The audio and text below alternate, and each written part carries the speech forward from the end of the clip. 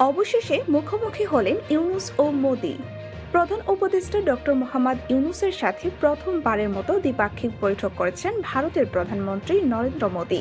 এবার ইউনূস ও মোদির এই বৈঠকে হাসিনাকে ফেরত আনা থেকে সীমান্ত হত্যা ও তিস্তা নিয়ে আলোচনা হয়েছে এবং গত শুক্রবার এই বৈঠকে হাসিনা ভারতে বসে বিভিন্ন ইনসেন্ডিয়ারি আক্রমণাত্মক মন্তব্য করছেন। এছাড়াও সীমান্ত হত্যা, গঙ্গা চুক্তি নবায়ন ও তিস্তা নদীর পানি বন্টন নিয়েও কথা হয়েছে। প্রধান উপদেষ্টার প্রেস সচিব বলেন, এ বৈঠকে দুই দেশের পারস্পরিক স্বার্থ সংশ্লিষ্ট বিষয় নিয়ে আলোচনা হয়েছে।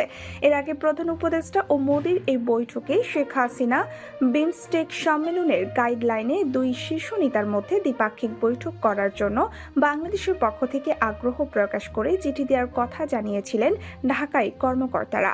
পরে বাংলাদেশের গণমাধ্যমে এই সংক্রান্ত খবর প্রকাশ হলেও তা ভারতীয় কর্মকর্তারা নিশ্চিত করেননি বিষয়টি।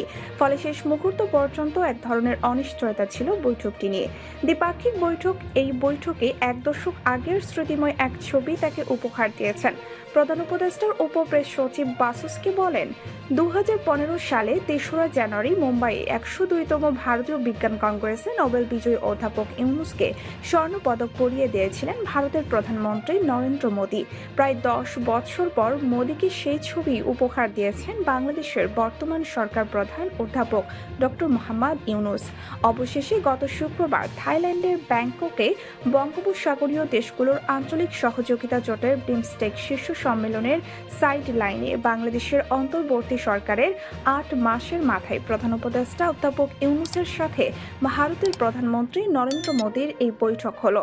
আর বৈঠকে প্রধান উপদেষ্টা অধ্যাপক ইউনূস সাবেক প্রধানমন্ত্রী শেখ হাসিনার প্রত্যাবর্তনের প্রসঙ্গ তুলেছেন বলে বাংলাদেশের পক্ষ থেকে এই কথা জানানো হয়েছে। কিন্তু ঢাকা ও দিল্লির মধ্যে সুসম্পর্ক থাকলেও ছাত্র জনতার অভ্যুত্থানে গত বছরের 5ই আগস্ট শেখ হাসিনা সরকারের পতন এবং তার ভারতে আশ্রয় নেওয়াকে ঘিরে দুই দেশের মধ্যে অস্বস্তি শুরু হয়।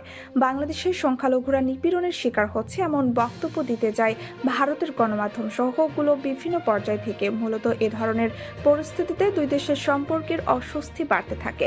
আবার বাংলাদেশের অন্তর্বর্তী সরকার শুরু থেকে ক্ষমতাচ্যুত প্রধানমন্ত্রী শেখ হাসিনাকে দেশে ফিরিয়ে এনে বিচার নিশ্চিত করতে চাইছে।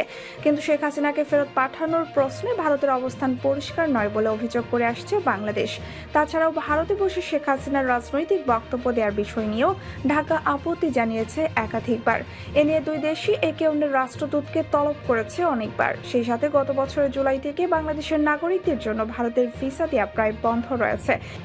সেই সাথে সীমান্ত হত্যা প্রসঙ্গ তো আছেই। আর সবশেষ সম্প্রতি চীন সফরের সময় ভারতের উত্তর পূর্বাঞ্চলীয় 7 রাজ্য সম্পর্কে অধ্যাপক ইউনূসের বক্তব্য নিয়ে আরও সম্পর্কে টানাপোড়েন আরও বেড়ে যায় বলে বিশ্লেষকেরা বলছেন। সম্মানিত দর্শক, ইউনূস ও মোদির বৈঠক নিয়ে আপনাদের কি মতামত অবশ্যই আমাদের কমেন্ট করে জানাবেন।